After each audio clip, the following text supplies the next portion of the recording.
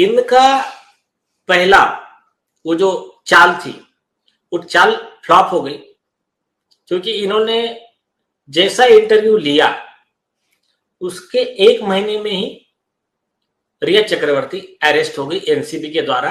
वो ड्रग्स के बिजनेस में पाई गई। फिर उसने जो बताना शुरू किया, मेरा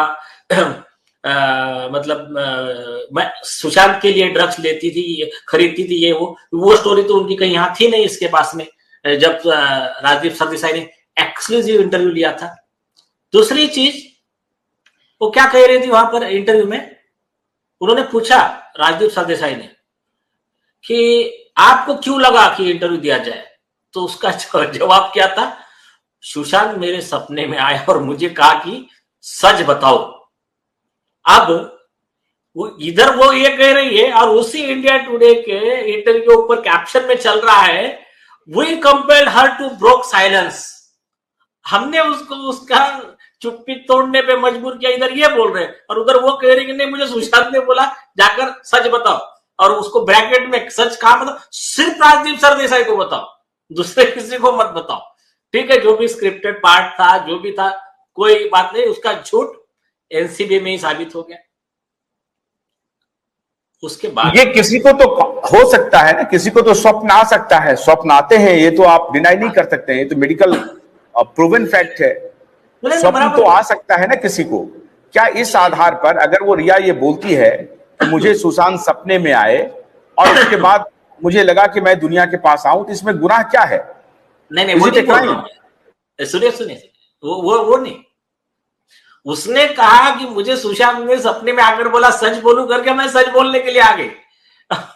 बाद में उसका जो बाद में अरेस्ट हो गई एनसीबी के केस में, तो उसका पूरा भाटा फूट गया ना। क्या सच बताया उसने? एनसीबी के पास में एनसीबी की चार्जशीट है हमारे पास। तो मैं अभी आ रहा हूं मुद्दे पे, अभी अब थोड़ा सा जरा आप धीरज रखिए। आपको थोड़ा सा दर्द हो रहा होगा कि आपका एक पत्रकार भाई जेल में जाने वाला है, मैं समझ सकता हूँ आपकी भावना है, थोड़ा धीरज रखिए अभी आप।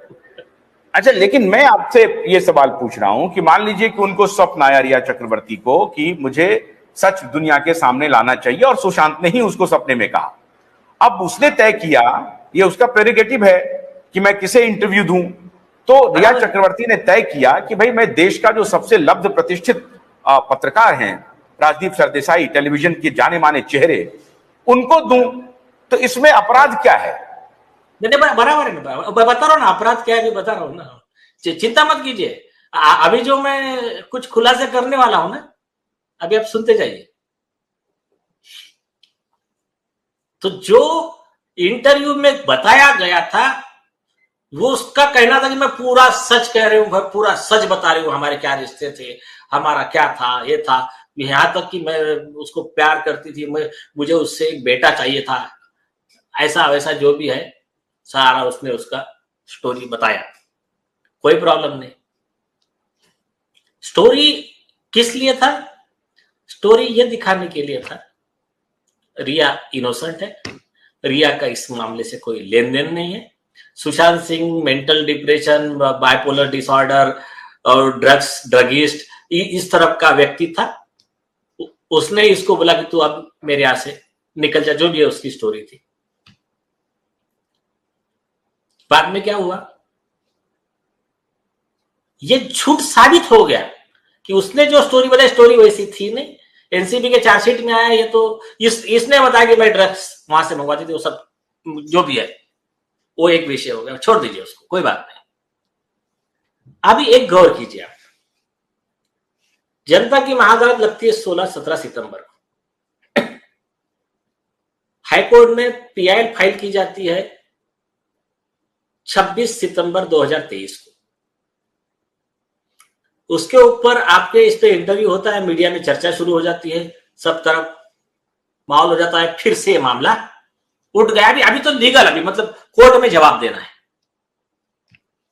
जैसा ये मामला तूल पकड़ता है, तो फिर से एक बार 5 अक्टूबर 2023 को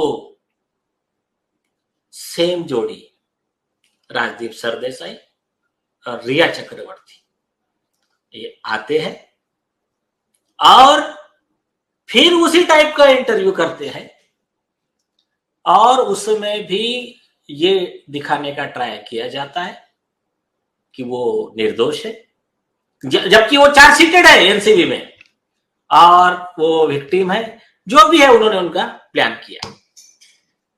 अब हम ये कह रहे हैं नीलेश जी, हम ये कह रहे हैं कि देश के इतने प्रतिष्ठित पत्रकार हैं राजदीप सरदेसाई जी, उनको कौन नहीं जानता है।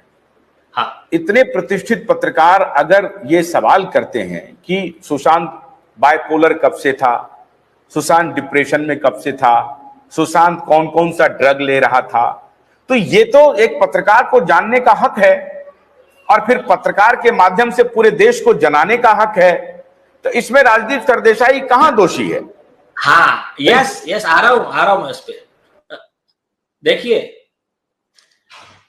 कोई भी सब जुडाइस मामले में जो मैटर न्याय प्रविष्ट है, उसमें पत्रकार को अधिकार है, वो उसको एक आधे विषय पे इंटरव्यू कर सकता है, प्रोवाइडेड उसका लॉ है। That should be a fair reporting. मतलब आप सारे बातें करो, सारी चीजें बताओ, सारी चीजें डिस्कस करो। आप वो आती है कॉन्क्लेव में किस लिए आता है? आदमी जवाब देने के लिए आता है ना, आपको बुलाया जाता है और वहां कहती है नहीं ठीक है, सुशांत के विषय पे मैं नहीं बोलूंगी, इस पे जो भी है ठीक है, उसका नो प्रॉब्लम। अभी ये राजदीप सरदेसाई या इंडिया टुडे ने पूरे